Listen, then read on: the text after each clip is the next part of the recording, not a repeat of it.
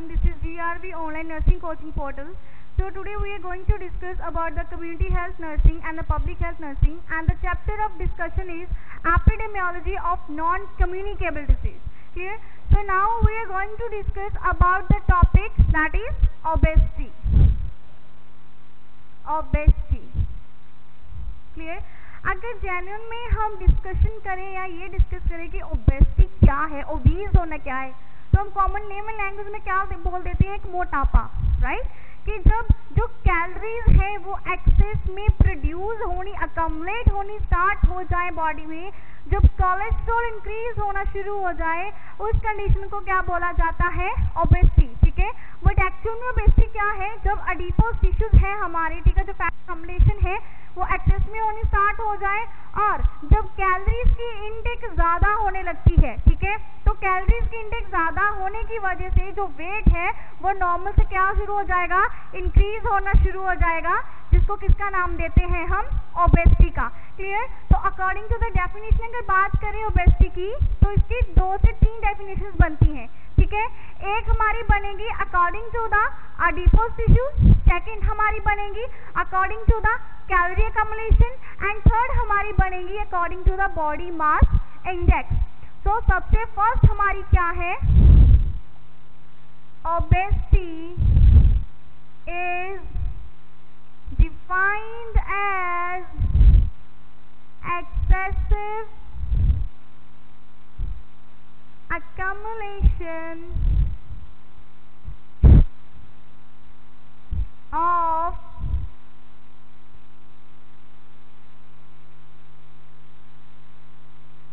calories in the body. जब हम calories को एक्सेस में इंटेक करना शुरू कर लेते हैं, या फिर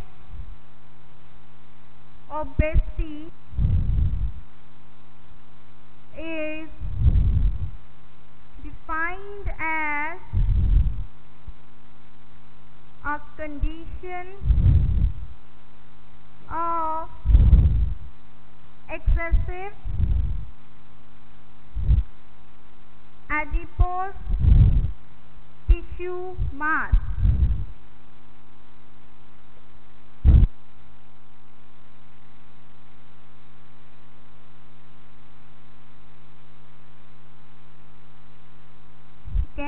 और स्पेसिफिक हम लास्ट की क्या करेंगे, according to body mass index, तो किसने दी है, WHO ने. According to WHO, a condition when body mass index exceeds or equivalent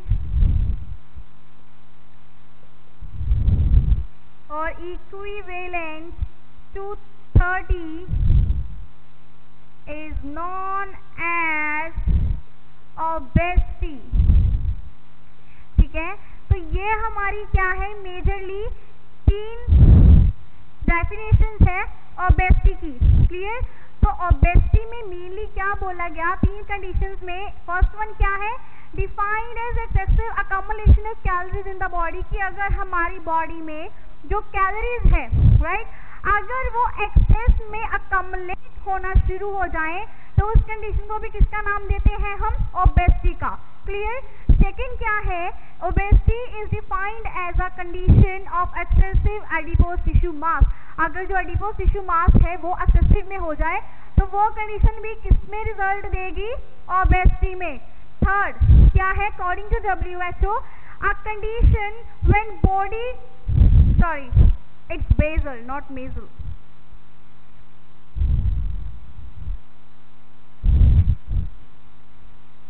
When body mass index, ठीक है, जब हमारा जो बॉडी मास इंडेक्स है, बेसल मास इंडेक्स है, जब वो एक्सीड हो जाए या 30 के इक्वल हो जाए, तो उसको हम किसका नाम देते हैं, ओबेसिटी का.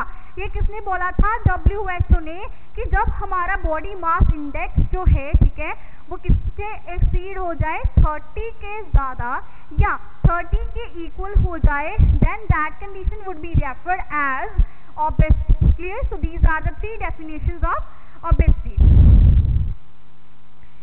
नेक्स्ट आएगा कि जो बॉडी मास इंडेक्स है, ठीक है, जो बेसल मास इंडेक्स है वो हमें कैसे मिलेगा, जिसमें हम वेट और हाइट दोनों को मेजर करते हैं, ठीक है, वेट इन केजी और हाइट इन मीटर्स को किस में करेंगे हम, स्क्वायर्स में। नेक्स्ट क्या आएगा हमारा, बॉडी मास इंडेक्स, ठीक है, जिसमें एग्जैक्ट क्या है, जो सरफेस एरिया है हमारी बॉडी का, ठीक है, जिसके जरिए हमें ये पता चलेगा कि जो पर्सन है वो अंडरवेट है, ठीक है, नॉर्मल है या ओवरवेट है या ओबीज है ज्यादा। क्लियर? वो हमें किससे पता चलेगा, जब हम बॉडी मास को क्या करेंगे, कैलकुलेट करना स्टार्ट करते हैं।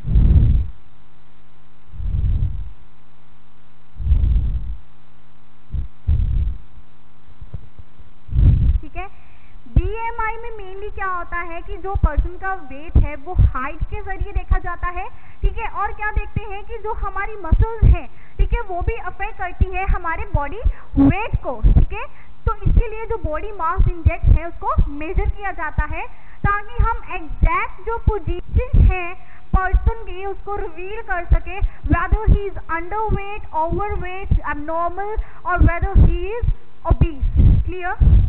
तो नेक्स्ट हमारा क्या आएगा, बॉडी मास इंडेक्स, ठीक है, जिसके लिए क्या फॉर्मूला यूज करते हैं हम, वेट, ठीक है, जो वेट लेते हैं उसको किसमें लेंगे, in kilogram. Clear? Weight ratio height, और जो हाइट है हमारी उसको हम किसमें लेंगे, centimetre, sorry metre square. Clear? तो formula used to solve or to get the body mass index is क्या होगा, weight in kilograms divided by height in meters square. Clear? Now अब हम क्या देखेंगे, क्लासिफिकेशन, ठीक है, कि कितना अगर बॉडी BMI है तो उसकी क्लासिफिकेशन नॉर्मल में आएगी, अंडरवेट में आएगी या ओवरवेट में आएगी।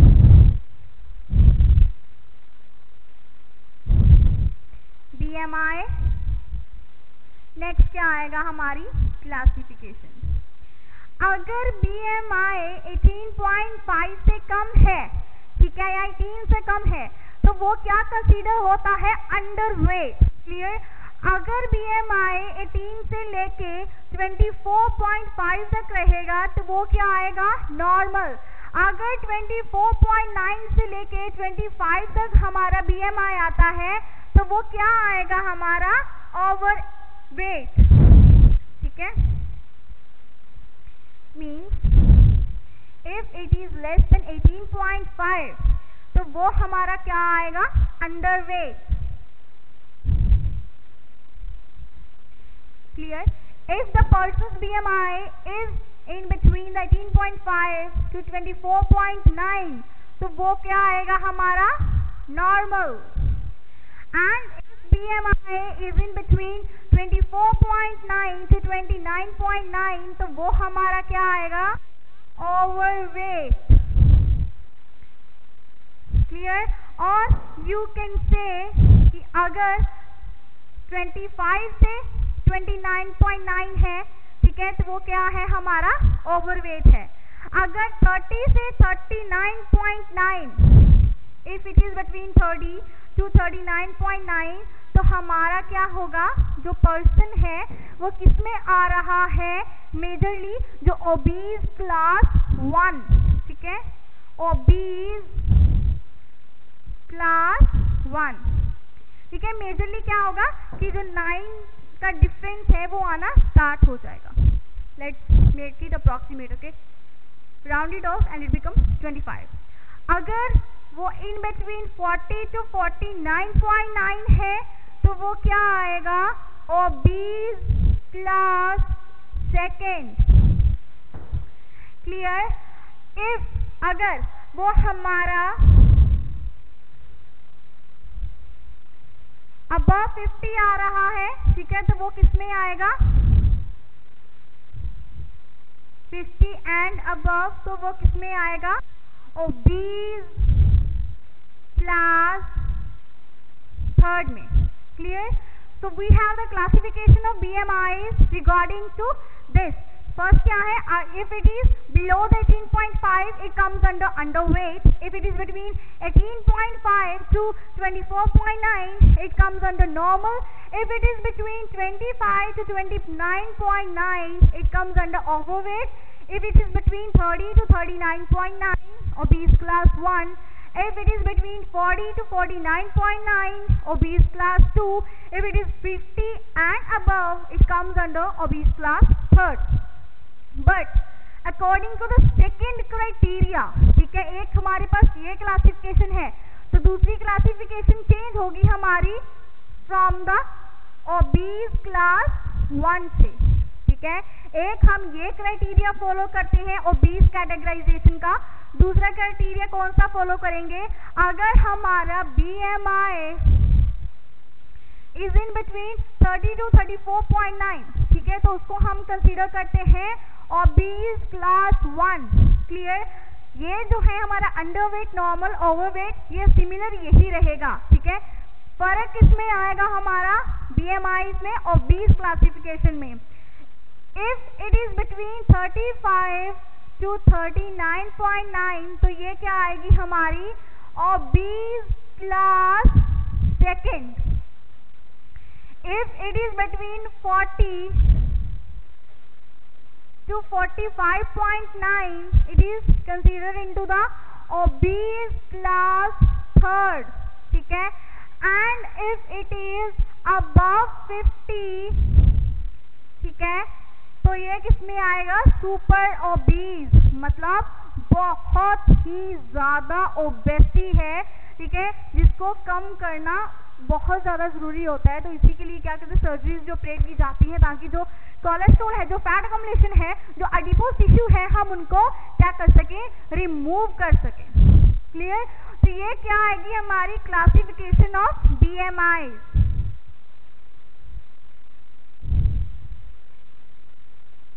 नेक्स्ट आएगा हमारा टाइप्स ऑफ ओबेसिटी. ये जो टाइप है ओबेसिटी के, ओबीस पर्सन के, ठीक है, इसको हम 2 पार्ट्स में डिवाइड करते हैं मेजरली. ठीक है, और इसको क्या है, शेप के अकॉर्डिंग डिवाइड किया जाता है कि कौन सी साइड इन्वॉल्व है ओबेसिटी में, कहाँ पे फैट अकम्युलेशन ज्यादा है. ठीक है, उसी के अकॉर्डिंग हम ओबेसिटी को 2 पार्ट्स में क्या करेंगे? डिवाइड करेंगे.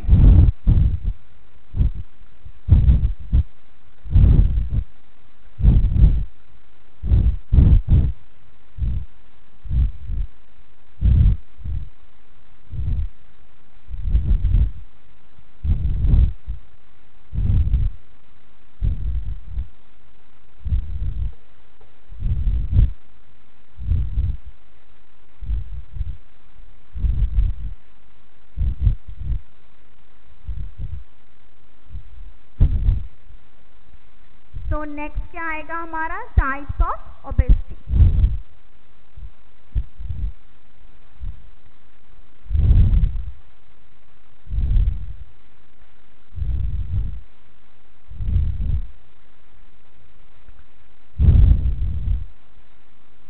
इसको हम मेजरली डिवाइड करते हैं 2 पार्ट में. क्लियर? फर्स्ट है हमारा एंड्रॉयड. क्लियर? और जो सेकंड है हमारा वो क्या आएगा? गैनिकॉइड.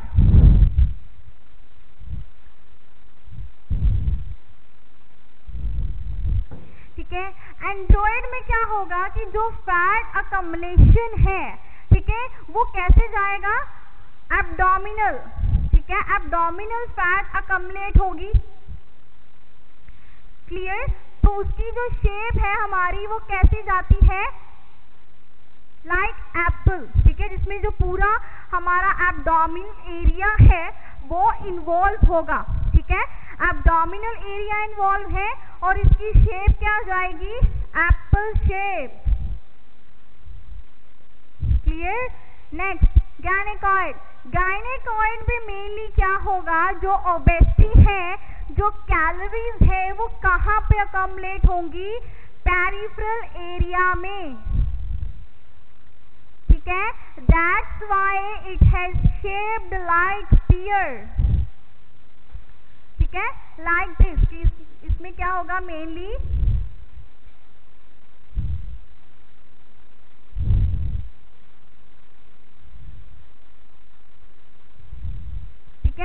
ये जो एरिया है हमारा वो क्या होगा, जो पेरिफ्री का एरिया है, क्लियर, वो एडिपोज टिश्यू वहां पे अकमलेट होंगे, वहां पे ज्यादा कैलोरीज जो है अकमलेट होंगी। दैट्स वाई इसको किसका नाम दिया जाता है, पियर शेप का। क्यों, क्योंकि पेरिफेरल कैलोरीज अकमलेट हो रही हैं एट द साइड, ठीक है। और एंड्रॉयड में क्या होगा, एब्डोमिनल कैलोरीज अकमलेट होंगी, तो ये किसकी शेप देगी हमें, एप्पल की, क्योंकि इसमें क्या आएगा, मेन जो सेंट्रल एरिया है एब्डोमेन का वो इन्वॉल्व होगा। नेक्स्ट क्या आ गया कि ओबेसिटी के कारण क्या है, ठीक है, what causes obesity, etiological factors क्या है।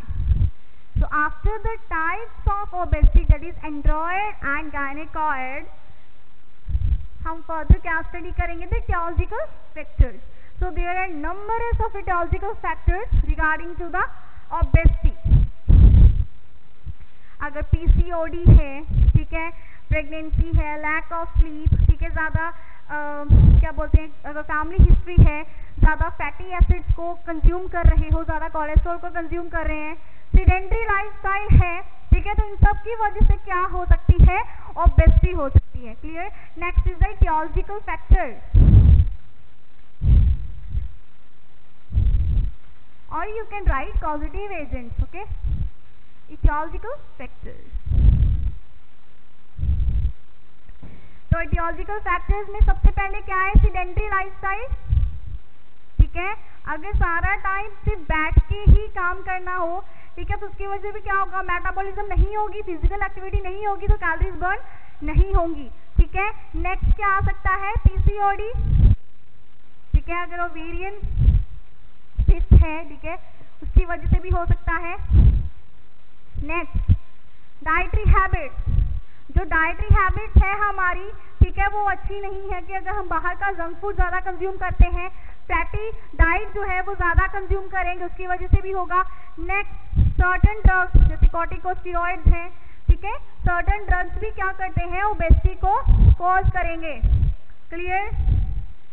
नेक्स्ट क्या है, स्ट्रेस, अगर स्ट्रेस है तो बोलते हैं ना स्ट्रेस में नहीं खाना चाहिए, क्योंकि जो हार्मोन्स है वो ज़्यादा फर्दर फ्लक्चुएट होना स्टार्ट हो जाते हैं, ठीक है, तो ज़्यादा अगर स्ट्रेस की फुल कंडीशन है तो उसमें भी कई बार क्या होता है कि जो हमारी बॉडी का मेटाबॉलिक रेट है वो कम होना शुरू हो जाएगा।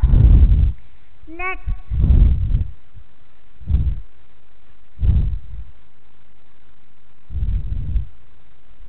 लैक ऑफ वर्कआउट, अगर वर्कआउट नहीं करोगे तो उसकी वजह से भी होगा, ठीक है। सर्टन डिजीजेस, अगर कोई डिजीज कंडीशन है, ठीक है, तो उसमें भी क्या है, जो ओबेसिटी है वो कॉज हो सकती है, ठीक है, अगर जंक फूड ज़्यादा खा रहे हो, ठीक है, तो उसकी वजह से भी क्या होगा, जो ओबेसिटी है वो कॉज होगी। तो these are the main etiological factors। अब इन etiological factors के बाद जो हमारा मेन आएगा वो क्या होगा कि अगर ये etiological factors हैं, इनकी वजह से अगर ओबेसिटी कॉज हो रही है, तो वो कौन से तरीके हैं कि हम जो अपनी ओबेसिटी है उसको कम कर सकते हैं, जो BMI है उसको नॉर्मल पेस पे ला सकते हैं, क्लियर। अब अगर हमने ओबेसिटी को कम करना है तो हमारा मेन फोकस किस पे होना चाहिए, दो चीजें मेन आती हैं, ठीक है, वो कौन सी है, हमारी डाइट और हमारी physical activity.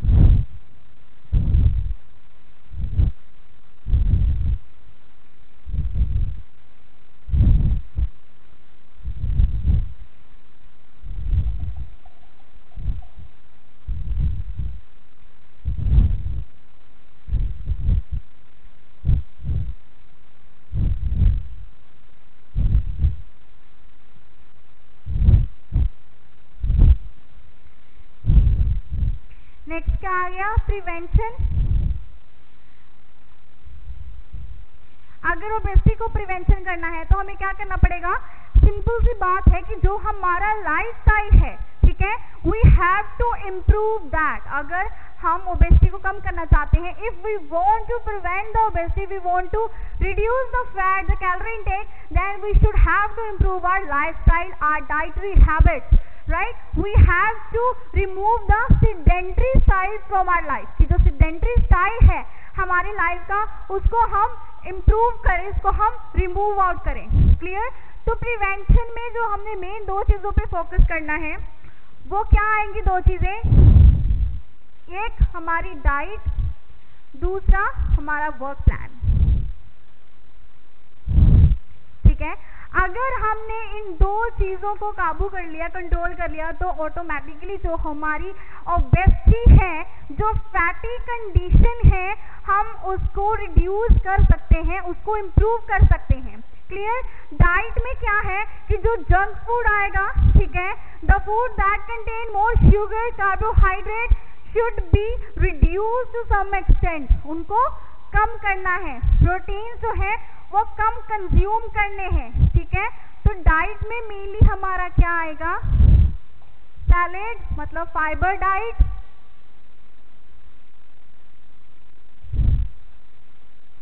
Less fat consumption,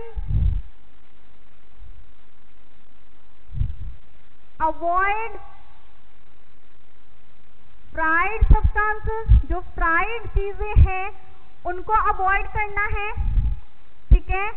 increase intake of fruits, जो फ्रूट्स की इंटेक है उनको इंक्रीज करेंगे। ठीक है? जो इसमें हमें ओमेगा 3 मिल सके। ठीक है? ऑर्गेनिक हम फूड जो है उसको कंज्यूम करेंगे, उनको यूज करेंगे। क्लियर? नेक्स्ट बात आती है हमारे वर्क प्लान की। तो वर्क प्लान में क्या है? अवॉइड मोर सिटिंग। ठीक है? मतलब जो हमारा सेडेंटरी लाइफस्टाइल है उसको कुछ एक्सटेंट तक हमें क्या करना पड़ेगा? कम करना पड़ेगा। सेकेंड, हम क्या कर सकते हैं? Daily exercise. Clear? Regular exercise करके भी जो कैलोरीज है उनको बर्न कर सकते हैं। नेक्स्ट हमारा कौन सा आएगा वर्क प्लान में? Daily morning walk. ठीक है? मॉर्निंग वॉक के जरिए हम अपना मेटाबॉलिक जो एक्टिविटी है उसको मेंटेन कर सकते हैं। ठीक है? नेक्स्ट, योगा आसन के जरिए हम मेंटेन कर सकते हैं। ठीक है? So these are the two ways to prevent the obesity, just to put control on our diet and our work plan. ठीक है? इन दोनों चीजों को मैनेज करके जो हमारा बॉडी मास इंडेक्स है हम उसको नॉर्मल तरीके से मेंटेन कर सकते हैं और जो ओबेसिटी है उसको रिड्यूस कर सकते हैं। So this is all about the obesity. Now next move towards the last topic of this chapter, accidents.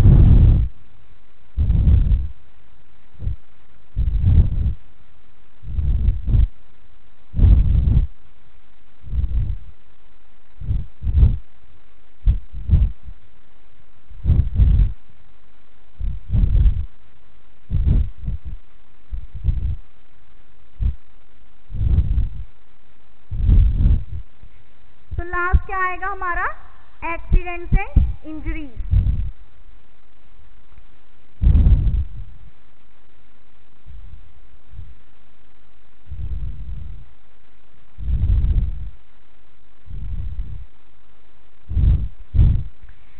Accidents and injuries में क्या है? अब एक्सीडेंट क्या है? अनएंटिसिपेटेड है। ठीक है? पूछ के तो नहीं आते, बता के तो नहीं होते। ठीक है? पता तो नहीं होता ना किसी को कि मेरा एक्सीडेंट होने वाला है, मुझे चोट लगने वाली है। तो ये क्या है? अनएंटिसिपेटेड सडन इंसिडेंट है जो हमारी लाइफ में अक्कर होते हैं और क्या कॉज करेंगे? इंजरीज कॉज करेंगे। ठीक है? ये एक्सीडेंट किसी भी तरह का हो सकता है। रोड ट्रैफिक एक्सीडेंट हो सकता है, होम में एक्सीडेंट हो सकता है, बर्न एक्सीडेंट हो सकता है। ठीक है? तो कोई भी चीज, कोई भी इंसिडेंट जो अनएंटिसिपेटेड हो, सडन एक्ट हो और इंजरी कॉज करे, उसको किसका नाम दिया जाता है? एक्सीडेंट का। तो एक्सीडेंट हमारा क्या आएगा? Accident is defined as an unanticipated, मतलब अननोइंगली, ठीक है, anticipated sudden happening of an incident happening of an incident which causes injuries, fractures, immobility, etc. ठीक है, तो एक्सीडेंट क्या है? अनएंटिसिपेटेड सडन इंसिडेंट है जिनकी वजह से इंजरीज होती है, फ्रैक्चर्स कॉज होते हैं और इमोबिलिटी मतलब हम मूव नहीं कर पाते, जो मूवमेंट है वो रिस्ट्रिक्ट हो सकती है। क्लियर? तो नेक्स्ट आएगा टाइप्स ऑफ एक्सीडेंट। अगर टाइप्स ऑफ एक्सीडेंट्स की बात करें, ठीक है, तो कौन कौन से हो सकते हैं? रोड ट्रैफिक एक्सीडेंट हो सकता है, ठीक है। रोड ट्रैफिक एक्सीडेंट कैसे होगा? बिटवीन टू व्हीकल्स हो सकते हैं, ठीक है, या स्लिप की वजह से हो सकता है, ठीक है, या फिर किसी वेंडरिंग एनिमल की वजह से हो सकता है, ठीक है, जो रोड पे हो। नेक्स्ट कौन सा आएगा हमारा? Home accident. होम एक्सीडेंट कौन से हैं? घर पे होने वाले, ठीक है। तो घर पे कौन से एक्सीडेंट हो सकते हैं? फॉलिंग हो सकता है, ठीक है, हो सकता है सीढ़ियों से पैर स्लिप हो जाए, उसकी वजह से गिर गए, ठीक है, या फिर ड्राउजीनेस, गिडीनेस की वजह से गिर गए, वीकनेस की वजह से गिर गए। किचन में एक्सीडेंट हो गया, ठीक है, किचन में एक्सीडेंट कैसे हो सकता है? बर्न कॉज हो सकता है, आग लग सकती है, जल सकते हैं, ठीक है, तो वो भी किस में आएंगे? एक्सीडेंट में। इलेक्ट्रिक शॉक, ठीक है, अगर किसी को इलेक्ट्रिक शॉक लग रहा है तो उसको भी किस में कंसीडर करेंगे हम? एक्सीडेंट में। Next, industrial machine injury. अगर मशीन्स की वजह से इंडस्ट्री में इंजरी हो रही है, चोट लग रही है, तो वो भी किस में आएगा? हमारा एक्सीडेंट में। Next, poisoning. अगर किसी ने गलती से इंजेस्ट कर ली है तो वो भी किस में आएगा? हमारा एक्सीडेंट में। So we have these following type of accidents that occur in the common life, ठीक है। कौन से हैं? सबसे पहले road traffic accidents, home accidents, electric shock, industrial machine injury and the last one is poisoning. Now let's discuss about these one by one.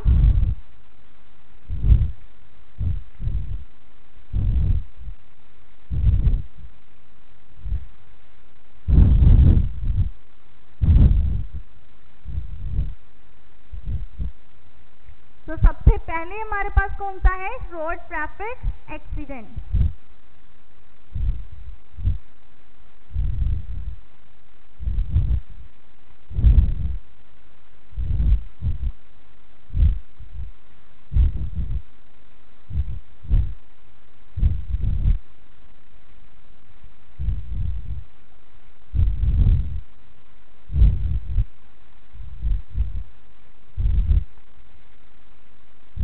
तो road traffic accident जो है वो कैसे हो सकता है कि अगर ट्रैफिक हो, ठीक है, या फिर जो दो व्हीकल्स हैं, ठीक है, अगर स्पीड ब्रेकर्स हैं उसकी वजह से हो सकता है, ठीक है, अगर स्पीड जो है वो ज़्यादा है, ठीक है, ब्रेक नहीं हम लगा पा रहे, उसकी वजह से भी हो सकता है। तो नेक्स्ट क्या आएगा हमारा? First one is road traffic accident, ठीक है। इसके क्या कॉजेस हो सकते हैं? रोड ट्रैफिक एक्सीडेंट की वजह से हो सकता है मॉब हो, मतलब ज्यादा क्राउडेड एरिया है, ठीक है, नैरो रोड, जो रोड्स हैं वो बहुत ज्यादा नैरो हैं, ठीक है, ओपन स्पेसेस वाले नहीं हैं, ठीक है। नेक्स्ट क्या है? स्पीड। अगर जो व्हीकल्स की स्पीड है वो अनकंट्रोलेबल है और सडन अगर ब्रेक लगानी पड़े तो जर की वजह से भी क्या हो सकता है? एक्सीडेंट हो सकता है। Clear? Muddy area. Muddy area का मतलब कि जिस एरिया में आप ड्राइव कर रहे हो, ठीक है, वो रोड क्या है? पूरा कीचड़ से भरा पड़ा है, ठीक है, मड है उसमें, मडी एरिया है। नेक्स्ट कौन सा आएगा हमारा? रेनी सीजन, ठीक है, अगर रेनी सीजन है, ठीक है, बारिश की वजह से भी क्या है? वो एरिया स्लिपरी हो सकता है, जिसकी वजह से जो बैलेंस है वो बिगड़ सकता है, ठीक है। नेक्स्ट हमारा सेकंड क्या आगे? Home accident. होम एक्सीडेंट किसकी वजह से हो सकते हैं? हो सकता है कि अगर आप किचन में काम कर रहे हो, ठीक है, और जो आपने मतलब क्लोथ पुट ऑन किया है वो सिल्क या नायलॉन का है जो इजीली आग पकड़ सकता है, तो क्या आ जाएगा? अनसूटेबल ड्रेसिंग ड्यूरिंग कुकिंग, ठीक है। या फिर क्या हो सकता है कि स्लिपरी एरिया है, ठीक है, उसकी वजह से आप गिर सकते हो। या फिर क्या हो सकता है डिजीनेस की वजह से कि आपको चक्कर आ रहे हैं उसकी वजह से गिर सकते हो, ठीक है। और क्या हो सकता है? शार्प नाइफ की वजह से जो है वो कट्स लग सकते हैं, ठीक है। या फिर केमिकल एक्सपोजर जो इंसेक्टिसाइड है, पेस्टिसाइड है, ठीक है, अगर आप बेयर हैंड से उनको बिना ग्लव्स यूज के, बिना कोई प्रिकॉशन यूज किए ऐसे ही टच कर सकते हो एसिड्स को, ठीक है, तो उसकी वजह से भी क्या होता है? इंजरी कॉज हो सकती है। नेक्स्ट हमारा क्या था? इंडस्ट्रियल इंजरी, ठीक है। तो इंडस्ट्रियल इंजरी कब हो सकती है? कि अगर मान लो आप मशीन पे काम कर रहे हो, ठीक है, तो वो जो इक्विपमेंट है उसके आपने प्रॉपर वर्किंग चेक नहीं की, ठीक है, तब हो सकता है। नेग्लिजेंस की वजह से, इम्प्रॉपर मशीनरी या इम्प्रॉपर इक्विपमेंट फंक्शनिंग, ठीक है। और कैसे हो सकता है? कि अगर एक्सपोजर हो रहा है रेडिएशन का, एक्सपोजर टू रेडिएशन और एसिड, ठीक है, उनकी वजह से भी इंजरी कॉज हो सकती है। क्लियर? नेक्स्ट क्या आ गया? Electric shock. तो अगर इलेक्ट्रिक शॉक की बात करें तो इलेक्ट्रिक शॉक कैसे हो सकता है? कि अगर आप बेयर हैंड किसी वायर को टच कर रहे हो, ठीक है, या फिर अगर वायर क्रैक हुई पड़ी है, ठीक है, और आपका मतलब अननोइंगली पैर वहीं पर रखा गया, ठीक है, या फिर गिली हुई है वायर, ठीक है, तब हो सकता है। नेक्स्ट हमारा क्या आता है? पॉइजनिंग का, ठीक है। तो पॉइजनिंग क्या है? स्नेक बाइट की वजह से हो सकता है, ठीक है, अगर विनोम फैल गया, अंदर स्प्रेड हो गया है, ठीक है। या फिर सेकंड क्या आ सकता है? कोई इंसेक्ट बाइट हो सकती है, ठीक है, कोई एनिमल बाइट हो सकती है, इंजेक्शन ऑफ पॉइजन, ठीक है, कोई या कोई पॉइजन को इंजेक्ट कर रहे हो तो उसकी वजह से भी क्या कॉज होगा? पॉइजनिंग कॉज होगी, ठीक है। अब इन सब की प्रिवेंशन के लिए आपको किन बातों का ध्यान रखना है? अगर किसी भी एक्सीडेंट को प्रिवेंट करना है तो हमें मेनली किन बातों का ध्यान रखना चाहिए? कि वो जो एरिया है, ठीक है, वो सेफ हो, ठीक है। अगर आपने घर में एसिड्स रखे हैं, केमिकल्स रखे हैं जिसमें इंसेक्टिसाइड्स है, पेस्टिसाइड्स है, then you should have to place them out of the reach of children, ठीक है, उनको चिल्ड्रन की रीच से बाहर रखना है। उनकी प्रॉपर क्या होनी चाहिए? लेबलिंग होनी चाहिए, ठीक है, वो प्रॉपर उनका जो कंटेनर है उनको लेबल करना है। अगर ड्रग्स रख रहे हो, ठीक है, मेडिसिन है घर में, ओवर द काउंटर मेडिसिन है, तो उनको भी क्या करना है कि प्रॉपर उनकी जो एक्सपायरी डेट है, ठीक है, वो हर लेबल पे होनी चाहिए ताकि ये ड्रग यूज करने से पहले आप उसकी एक्सपायरी डेट को चेक कर सको। नेक्स्ट कि अगर घर पे कोई स्लिपरी एरिया है, ठीक है, तो आपको उसको मतलब टाइम क्लीन करते रहना है, ठीक है। वहाँ पे ज़्यादा चांसेस हैं, जैसे स्टेयर्स है, वॉशरूम है, किचन है, जहाँ पे जो पानी है वो पड़ा ही रहता है, ठीक है। तो क्या ट्राई करना है कि जैसे ही पानी गिरे, कोई ऑयल वगैरह गिरे, तो उनको कंटिन्यूसली आप मॉबिंग करो, क्लीन करो। क्लियर? फैक्ट्रीज में जो हमारी मशीनरी है, ठीक है, जो इक्विपमेंट्स है, उनकी प्रॉपर वर्किंग चेक करनी है कि whether they are working in proper way और नॉट। क्लियर? अगर इलेक्ट्रिक शॉक है तो क्या ट्राई करना है? सबसे पहले कि जो मेन स्विच है, हमारा मेन इलेक्ट्रिसिटी सप्लाई है, उसको बंद कर सको, ठीक है। यूज वुडन और जो इंसुलेटर्स हैं उनको यूज करना है इनको रिमूव करने के लिए। क्लियर? नेक्स्ट हमारा अगर पॉइजनिंग का केस है तो पॉइजनिंग में आप क्या करोगे? सबसे पहले वॉमिट करवाने का इंड्यूस करोगे, ठीक है। अगर स्नेक बाइट हुई है तो उस एरिया को अच्छे से सोप एंड वाटर से क्लीन करके टाइटली हम बैंडेज से बांध देते हैं, बैंडेजिंग कर देते हैं, ताकि वो जो विनोम है वो फर्दर बॉडी में स्प्रेड ना हो और इस पर्सन को हम फैटल कंडीशन से बचा सकें। क्लियर? अगर रोड ट्रैफिक एक्सीडेंट हुआ है तो सबसे पहले क्या ट्राई करना है कि जो इन्फेक्टेड पर्सन है, ठीक है, जो जिसके इंजरी हुई है उसके चारों तरफ जो क्राउड है उसको हटाना है, ठीक है, ताकि उनको रेस्पिरेशन आ सके। असेस करना है, अगर कोई फ्रैक्चर हो गया तो उस पार्ट को इमोबिलाइज करोगे कुछ सपोर्ट देके, ठीक है, ताकि मूवमेंट ज़्यादा ना हो और जो उसकी इंजरी है वो ज़्यादा एक्सटेंड ना हो, ठीक है। और क्या करोगे, कैंप्स प्रोवाइड करोगे, हेल्थ एजुकेशन प्रोवाइड करोगे रिगार्डिंग द CPR, ठीक है, ताकि एट द मोमेंट जो पर्सन है उसको बचाया जा सके। फर्स्ट एड की ट्रेनिंग हम देंगे, ठीक है, जैसे रेड क्रॉस सोसाइटी है, ठीक है, वो क्या करते हैं अलग अलग जगह पे अपने कैंप्स ऑर्गेनाइज करते हैं और जो फर्स्ट एड है उनकी health education through the role plays, through drama, through नुक्कड़ नाटक सबको पहुंचाई जाती है, ठीक है, ताकि अगर रोड पे ज़रूरत पड़े तो हम किसी ना किसी की हेल्प कर सकें। तो नेक्स्ट हमारा क्या आएगा, प्रिवेंटिव मेजर्स।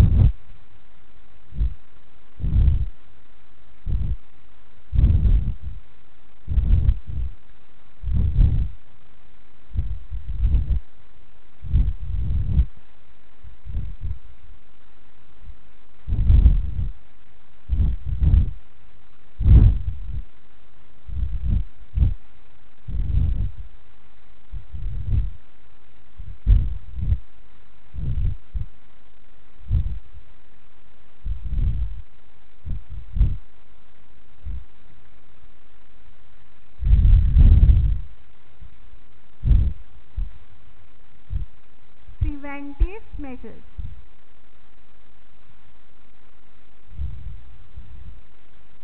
तो प्रिवेंटिव मेजर्स में सबसे पहले क्या है, फर्स्ट एड ट्रेनिंग, ठीक है, कि जो फर्स्ट एड ट्रेनिंग है वो कंप्लीट वे में प्रोवाइड करनी है, ठीक है, ताकि हम अगर रोड ट्रैफिक एक्सीडेंट भी हो, किसी को इंजरी भी हो तो हम उसको फर्स्ट एड प्रोवाइड करके उसको प्रोटेक्ट कर सकें, ठीक है, उसको मरने से बचा सकें। सेकेंड,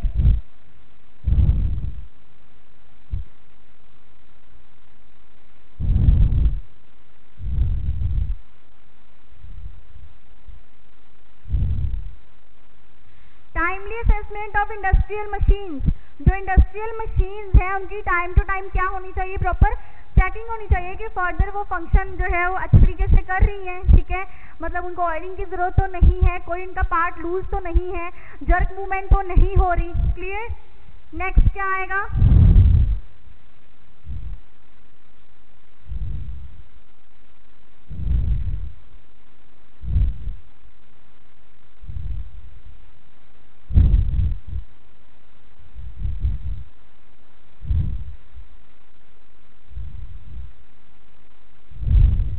जो इंसेक्टिसाइड पेस्टिसाइड कंटेनर्स है, ठीक है, उनकी प्रॉपर क्या करनी है, लेबलिंग करनी है, ठीक है।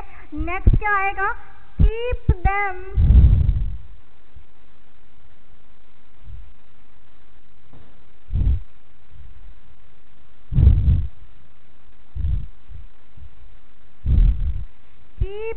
Away from children reach. बच्चों की रीच से उसको क्या रखना है, दूर रखना है, ठीक है। नेक्स्ट क्या आएगा, लेबल्ड द एक्सपायरी डेट। जो एक्सपायरी डेट है, ठीक है, किसी भी ड्रग की उसको प्रॉपर क्या करना है, लेबल करना है ताकि हमें उसकी एक्सपायरी डेट का पता चल सके, ठीक है। नेक्स्ट क्या आएगा,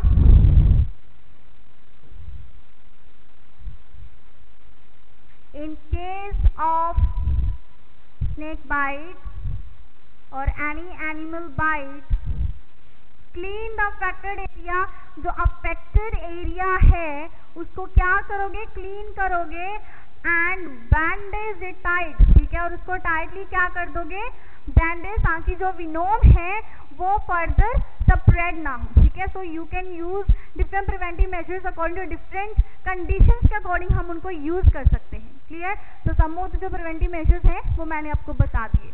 अब आप इसको कैसे टाइम कर सकते हो कि अगर आपने होम एक्सीडेंट्स के बारे में लिखा है, ठीक है, उसके कॉजेज को लिखे हैं, तो आप उनके प्रिवेंटिव मेजर्स के साथ लिख सकते हो कि जो स्लिपरी एरिया है उसको कम्प्लीटली टाइमली जो है वो मॉबिंग करनी है, ठीक है, जो हमारे एसिड्स हैं उनको out of the childrens reach रखना है, कंटेनर्स को पूरा लेबल करके रखोगे, ठीक है, and don't wear nylon silk cloth while cooking, ठीक ठीक है। और सिमिलरली अगर आप मशीनरी का लिख रहे हो तो आप उसके अकॉर्डिंग प्रिवेंटिव मेजर्स उसके साथ मेंशन कर सकते हो। If you are writing about the poisoning then you can mention the preventive measures along with that. Clear? So this is all regarding today's lecture. So today we have discussed about the home accidents and obesity. With this, the epidemiology of non-communicable diseases has finished. Now we can start our new chapter with the new lecture. So thank you so much for having your precious time here.